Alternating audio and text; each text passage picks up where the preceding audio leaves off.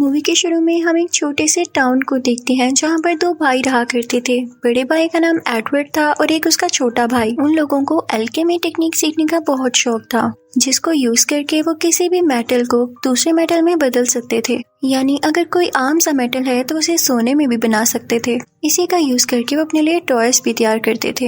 एक दिन वो दोनों अपनी मदर को अपना बनाया गया टॉय दिखाने जाते हैं। उनकी मदर उन्हें शाबाश देती है और इसके साथ उसकी भी डेथ हो जाती है। इससे पहले उनके फादर की भी डेथ हो चुकी थी और अब वो बच्चे बिल्कुल अकेले रह जाते हैं। वो बहुत उदास होते हैं और अपनी माँ की ग्रेव के पास बैठे होते हैं। एडवर्ड अपने छोटे भाई से कहता है कि क्यों ना हम अपनी मदर को भी इस टेक्निक से इस दुनिया में वापस ले आए। लेकिन उसका छोटा भाई समझदार होता है। वो कहता है कि नहीं भैया, ये चीज तो मना है और अगर किसी को पता चल गया तो हमें इसके लिए बहुत बड़ी सजा हो सकती है। क्योंकि वो ये भी जानता था कि अगर इस प्रोसेस के दौरान उनसे कोई गलती हुई तो उनकी जान भी जा सकती है। लेकिन फिर भी एडवर्ड अपने छोटे भाई को मना लेता है।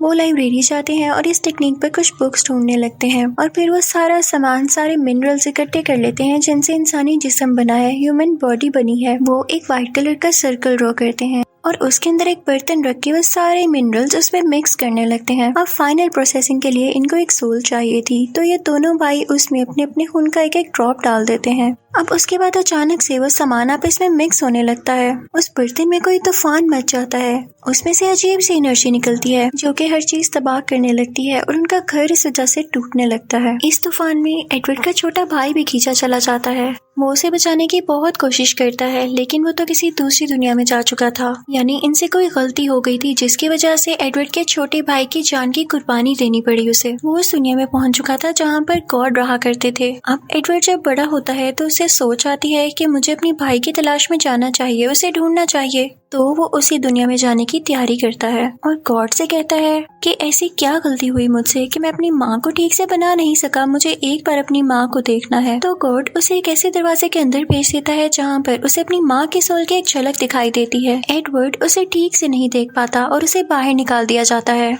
एडवर्ड गॉड से कहता है कि मैंने तो अभी उन्हें ठीक से देखा भी नहीं है, मुझे वापस जाने दें। तो गॉड कहता है कि नहीं, मैं तुम्हारे लिए जितना कर सकता था मैंने कर दिया, अब तुम इस चीज की कीमत अदा नहीं कर सकते हो। तो एडवर्ड कहता है कि मैं उस गलती को सुधारना चाहता हूँ, इम्प्रूव करना है मुझे अपनी गलती को, ताकि मैं अपने भाई की जान बचा सकूँ, उसे वापस से अपनी दुनिया में लेके आ सकूँ। तो गॉड कहता है कि ऐसा नहीं हो सकता जब तक कि तुम इसकी भारी कीमत ना अदा कर दो। एडवर्ड कहता है कि ऐसा क्या है, मुझे बताएं। तो गॉड कहता है कि इसके बदले में तुम्हारा एक बाजू और एक टांग मुझे देनी होगी तुम्हें। एडवर्ड इस पर राजी हो जाता है और एडवर्ड के छोटे भाई को उसे लौटा दिया जाता है। लेकिन रियलिटी तो ये थी कि इस दुनिया में एडवर्ड के छोटे भाई की सिर्फ सोल आ सकी थी और इसके बदले में एडवर्ड का एक टांग और एक बाजू भी जा चुकी थी। जब वो अपने भाई को कहीं आसपास नहीं देख पाता तो उसे बहुत दुख होता है और उसे पेन भी हो रही थी अपनी टांग और बाजू में। वो एक आर्मर लाता है, यानी कि शील्ड सूट, और उसमें अपने भाई की सोल को डाल देता है। वो अपने भाई से कहता है कि कुछ भी हो जाए मैं तुम्हारी बॉडी वापस लाऊंगा, तुम परेशान मत होना। और फिर वो एक बहुत बड़ी लाइब्रेरी में अल्केमिस्ट बन जाता है ताकि वो बुक्स पर रिसर्च कर सके और अपनी भी बुक लिख सके अल्केमी टेक्निक पर। तब उसे पता चलता है कि वो अपने भाई की बॉडी एक सूरत में ला सकता है जबकि उसे एक स्टोन मिल जाए। वो इस स्टोन पर अब रिसर्च करने लगता है तो उसे पता चलता है कि यहाँ के एक प्रीस्ट के पास है वो पत्थर। वो लाइब्रेरी से अपनी जॉब छोड़ देता है और उस प्रीस्ट से वो पत्थर लेने जाता है, लेकिन वो प्रीस्ट उसे पत्थर नहीं देता बल्कि उस पर मुश्किलें डालता है, उसे मारने की कोशिश करता है क्योंकि वो पत्थर था ही इतना प्रेशियस। वो प्रीस्ट इससे बहुत लड़ता है और हर जगह तबाह कर रहा था, वहाँ के लोगों को मारने की धमकी दे रहा था। लेकिन तभी एडवर्ड पत्थर से बहुत बड़ा जाइंट बनाता है उस प्रीस्ट को मारने के लिए। इसी दौरान वहाँ की आर्मी वहाँ पर आ जाती है और दोनों को रोक लेती है। इन्हें अरेस्ट कर लिया जाता है। तभी वहाँ पर आर्मी का कर्नल भी आता है। वो एडवर्ड को बताता है कि स्टोन जैसी कोई भी चीज इस दुनिया में नहीं है और ये प्रीस्ट तुम्हें उल्लू बना रहा था। वो कर्नल कहता है कि अगर वो स्टोन इस दुनिया में आ भी गया हो तो वो इतना स्ट्रॉन्ग है कि उसे कुछ भी नहीं होता, वो नहीं टूटता और ना ही चलता है। इस चीज को प्रूव करने के लिए वो उस पत्थर को आग लगा देता है जिससे वो जलकर टूट जाता है। एडवर्ड को बहुत दुख होता है कि उसने एक नकली पत्थर के पीछे इतनी एफर्ट की। पुलिस प्रीस्ट को छोड़ देती है, उसे आजाद कर देती है और फिर वो उन लोगों के पास जाता है जिन्होंने उसे ये पत्थर दिया था।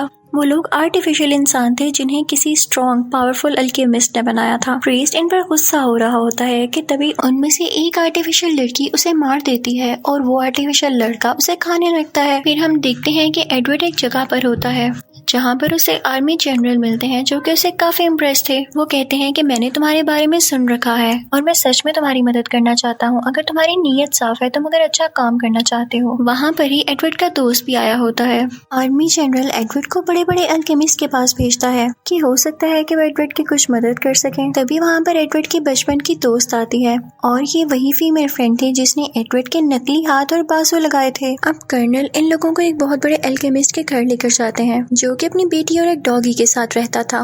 वो अल्केमिस्ट एडवर्ड को बताता है कि मेरा काम क्या है। वो इनफैक्ट 2 जानवरों को मिला के एक और जानवर बना सकता था जो कि इंसानों की तरह बोल भी सकता था। एडवर्ड उस अल्केमिस्ट से पूछता है कि ऐसा क्या तरीका है कि मैं अपने भाई को इस दुनिया में वापस ला सकूं। तो वो अल्केमिस्ट इन्हें बताता है कि ऐसा कोई तरीका नहीं जिससे इंसान को दोबारा से जिंदा किया जा सके या इस दुनिया में उसकी बॉडी को लेकर आया जा सके, लेकिन हाँ, एक स्टोन की मदद से तुम ऐसा कर सकते हो। अल्केमिस्ट एडवर्ड को बताता है कि एक साइंटिस्ट होता था जो कि आर्मी के साथ मिलकर एक्सपेरिमेंट्स किया करता था और वो पत्थर भी उसी के पास है। वो छुपा हुआ है कि कहीं वो कीमती पत्थर उसे ले ना लिया जाए। जिस अल्केमिस्ट के घर में ये लोग होते हैं वो एडवर्ड से कहता है कि तुम अपने भाई की सोल को मेरे पास छोड़ जाओ, मैं उससे कुछ बातचीत करता हूँ, हो सकता है कि कोई हल निकल आए और इतनी देर तुम उस आदमी यानी उस साइंटिस्ट को ढूंढो। फिर हम देखते हैं कि एडवर्ड और उसकी फीमेल फ्रेंड उस आदमी को ढूंढने के लिए चल पड़ते हैं। ऑन दी अदर साइड वो अल्केमिस्ट एडवर्ड के छोटे भाई की सोल से बातें कर रहा होता है। वो उसे ये सोचने पर फोर्स करता है कि तुम्हारी सोल कभी इस दुनिया में आई ही नहीं थी, तुम तो इंसान थे ही नहीं। और एडवर्ड का छोटा भाई भी ये सोचने पर मजबूर हो जाता है कि क्या वाकई मैं इस दुनिया में नहीं आया था, तो मेरा एग्जिस्टेंस है क्या, मैं हूँ क्या। वो इस बात पर सोच विचार करने लगता है, सोचने लगता है। अब हम देखते हैं कि एडवर्ड ने और उसकी दोस्त ने उस साइंटिस्ट को ढूंढ लिया था। वो बताते हैं कि मैं यहाँ पर आर्मी से छुप के रह रहा हूँ और इसकी रीजन वो बताने वाले होते ही हैं कि तभी वहाँ पर वो आर्टिफिशियल ह्यूमन लड़की आ जाती है जो उन्हें मार देती है।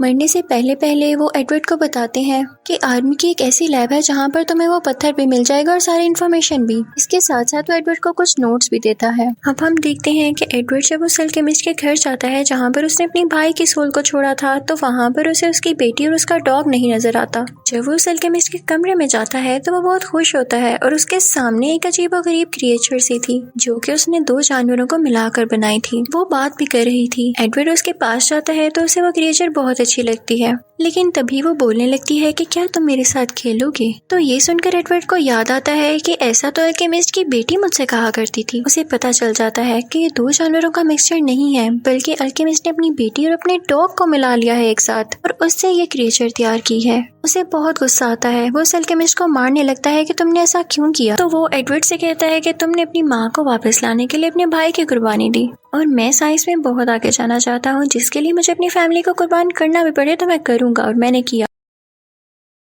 मैंने जो पहला क्रिएचर बनाया था वो भी अपनी वाइफ को मिक्स करके बनाया था किसी दूसरे जानवर के साथ। ये सुनकर एडवर्ड को बहुत गुस्सा आता है और वो उसे मारने लगता है। साथ ही वो आर्मी को भी कॉल कर देता है और उसे अरेस्ट करवा लिया जाता है।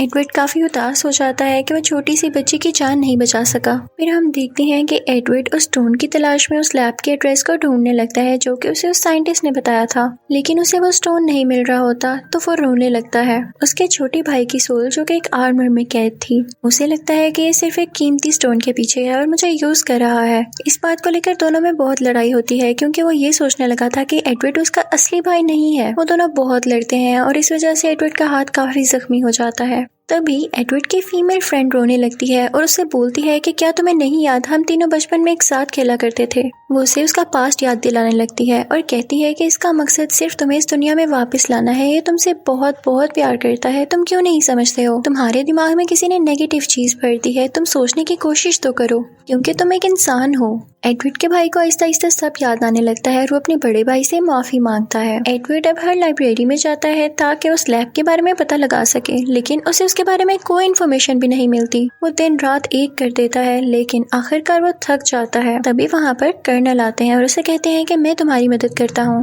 वो उसे बताता है कि ये कोई लैब नहीं बल्कि जेल थी जहाँ पर इंसानों को कैद रखा गया था, और वो बताता है कि इसकी लोकेशन कहाँ पर है। लेकिन उसके कुछ बोलने से पहले ही वो आर्टिफिशियल लड़की वहाँ पर आ जाती है जो उस पर अटैक करने लगती है, लेकिन कर्नल अपनी जान रिस्क पर रखते हुए उसे ही मार देते हैं और वहाँ से चले जाते हैं। वो बाहर किसी को एक कॉल करने जाता है, लेकिन तभी वहाँ पर वो कर्नल भी आ जाता है जिसने शुरू में एडवर्ड से कुछ बात की थी। वो उसको शूट कर देता है। उसके मर्डर के इल्जाम में एडवर्ड को भी अरेस्ट कर लिया जाता है। जहाँ पर उसे एक लेफ्टिनेंट बताती है कि कर्नल ने ही उस दूसरे कर्नल को शूट किया है और उसने उस अल्केमिस्ट को भी आज़ाद करवा दिया है। उस लेफ्टिनेंट की भी कोई बात आर्मी नहीं सुनती थी, तो वो एडवर्ड से कहती है कि हम दोनों यहाँ से भाग चलते हैं। वो वहाँ के गार्ड पर अटैक करते हुए वहाँ से बाहर आ जाते हैं। वो लोग बाहर आकर देखते हैं कि उस पूरे कर्नल को पुलिस ने घेरा होता है। कर्नल को शक होता है कि ये लेफ्टिनेंट नहीं है और फिर उस पर वाकई रिवील होता है कि आर्टिफिशियल इंसान है। वो आर्टिफिशियल लड़की अपनी बाकी टीम मेंबर्स को भी बुला लेती है। तभी वहाँ पर एडवर्ड और उसके साथी लेफ्टिनेंट आते हैं। वो आर्टिफिशियल लड़की इस बात को मान लेती है कि उस कर्नल को इस वाले कर्नल ने नहीं मारा बल्कि मैंने रूप बदल कर मारा है। तो एडवर्ड की साथी लेफ्टिनेंट उससे कहती है कि तुम आर्मी के लोगों को क्यों मार रही हो और तुमने उस अल्केमिस्ट को भी आजाद कर दिया है, आखिर तुम चाहती क्या हो? तो वो आर्टिफिशियल लोग कहते हैं कि नहीं, उसको हमने आजाद नहीं किया, वो कोई और ही हो सकता है, हमने जो किया हमने बता दिया। आर्टिफिशियल लड़कियों में से एक लड़की उस अल्केमिस्ट को ढूंढने के लिए चल पड़ती है और दूसरी आर्टिफिशियल लड़की लैब की तलाश में चल पड़ती है, जबकि आर्टिफिशियल लड़का उन सब आर्मी वालों को खाने के लिए आगे बढ़ता है। इस दौरान वो मासूम कर्नल भी जख्मी हो जाता है जिस पर इल्जाम आया था कर्नल को कत्ल करने का। एडवर्ड भी इनका पीछा करता है और फाइनली वो उस लैब में पहुंच जाता है जहाँ पर उस अल्केमिस्ट ने उसके छोटे भाई की सोल को और उसकी बचपन की फीमेल फ्रेंड को कैद किया हुआ था। वहाँ पर वो अल्केमिस्ट उसे स्टोन की सच्चाई बताता है। वो कहता है कि जिस स्टोन को तुम इतना प्रेशियस और अच्छा समझ रहे हो, मैं बताऊं असल में है क्या? ये लैब नहीं बल्कि एक जेल हुआ करती थी और यहाँ पर बहुत सारे लोगों को मारकर उन्हें सेक्रीफाइस कर उनकी सोल से ये स्टोन बनाया गया। उनको हम इतनी पेन देते थे, इतना टॉर्चर करते थे कि उनसे जितनी भी एनर्जी एक्सक्रीट होती थी वो इस स्टोन में डाल दी जाती थी। जब एडवर्ड को ये पता चलता है तो उसे बहुत दुख होता है कि वो जिस स्टोन को अच्छा समझता रहा असल में वो इतने सारे लोगों की जानों की कुर्बानी के बाद तैयार किया गया। लेकिन तभी वहाँ पर वो आर्टिफिशियल लड़की उस अल्केमिस्ट को मार देती है कि ज्यादा राज मत उगले। और फिर हम वहाँ पर जनरल को भी देखते हैं, आर्मी जनरल को, जो कि इस प्लान का मास्टरमाइंड था, उसके पीछे था। वो लाइट्स ऑन करता है जिससे हमें पता चलता है कि उस लैब की छत पर उन मासूम लोगों की डेड बॉडीज को लटकाया गया था जिन्हें किसी चीज से कवर किया गया था। अब जनरल उन सब में एक एक स्टोन डालने लगता है जिससे वो जिंदा होने लगते हैं। वो अजीबोगरीब क्रिएचर्स में बदल जाते हैं जैसे कोई ज़ॉम्बी हो और फिर जनरल उनको खोल देता है जिससे वो नीचे आकर गिरते हैं और उठ खड़े होने के बाद सबसे पहले वो जनरल पर अटैक करते हैं। अब ये सारे ज़ॉम्बीज बाहर की तरफ जाते हैं और कर्नल परेशान हो जाता है कि बाकी लोगों को भी नुकसान पहुंचा सकते हैं। वो अपनी आर्मी को ऑर्डर देता है जिनमें एडवर्ड और उसके दोस्त भी थे कि इन सब ज़ॉम्बीज को मार गिराओ और वो लोग ऐसा ही करते हैं और कुछ ही टाइम में वो सारे ज़ॉम्बीज मारे जाते हैं। उसके बाद एडवर्ड और वो कर्नल उन आर्टिफिशियल लड़कियों को पकड़ने के लिए जाते हैं। उनमें से एक आर्टिफिशियल लड़की रिवील करती है कि जब हमें बनाया गया तो हमें ये इमोर्टल स्टोन डाल दिया गया था जिसकी वजह से तुम हमें जितनी भी बार मारो हम जिंदा होकर वापस आ सकते हैं। वो लोग परेशान हो जाते हैं लेकिन तभी एडवर्ड कर्नल को बताता है कि वो लोग तब तक ही जिंदा रह सकते हैं जब तक के स्टोन में उतनी पावर मौजूद है जितनी उन सोल्स में थी। वो उसे कहता है कि अगर तुम इन पे बार बार अटैक करो तो हो सकता है इनकी जान चली जाए और फाइनली हम मर जाएं। कर्नल को उसकी बात पे फख्र होता है कि तो इसने बड़ी अच्छी बात की है। तो वो अपनी आग के यूज से उन पर बार बार अटैक करने लगते हैं, उन्हें जलाने लगते हैं और फाइनली वो आर्टिफिशियल लोग कमजोर होने लगते हैं, उनका जिस्म टूटने लगता है। अब वो लोग यहाँ पर खत्म हो चुके थे। कर्नल उनकी बॉडी से वो स्टोन निकालता है और एडवर्ड को देता है कि ये लो, अब तुम अपने भाई को बचा सकते हो। एडवर्ड उस पत्थर को लेकर उस दुनिया में जाता है जहाँ पर गॉड और उसका छोटा भाई था। वो पत्थर वहाँ पर देख के अपने भाई की बॉडी को वहाँ से लेकर जाने ही वाला होता है कि तभी उसे ख्याल आता है कि मेरे भाई की जान के बदले में इतने सारे लोगों की जान कुर्बान कर रहा हूँ। इस स्टोन में बहुत सारे लोगों की सोल कैद है, मैं ऐसा नहीं कर सकता। वो अपने भाई से कहता है कि मैं तुम्हारे पास दोबारा जरूर आऊंगा, लेकिन एक बार मुझे ये स्टोन दुनिया में लेकर जाने दो। वो वापिस अपनी दुनिया में आता है और उस आर्मर शील्ड यानी अपने भाई की सोल के पास जाके कहता है कि मैं तुम्हारी एक जान की खातिर उतने सब लोगों की जान कुर्बान नहीं कर सकता था, तो इसलिए मैं कोई और तरीका निकालूंगा जिससे मैं तुम्हारी बॉडी को वापस ला सकूं। बस तुम्हें कुछ वेट करना होगा। एडवर्ड का भाई भी बहुत अंडरस्टैंडिंग था जो कि इस बात को समझ जाता है और इसी इमोशनल सीन के साथ ये मूवी एंड हो जाती है। Thank you for watching.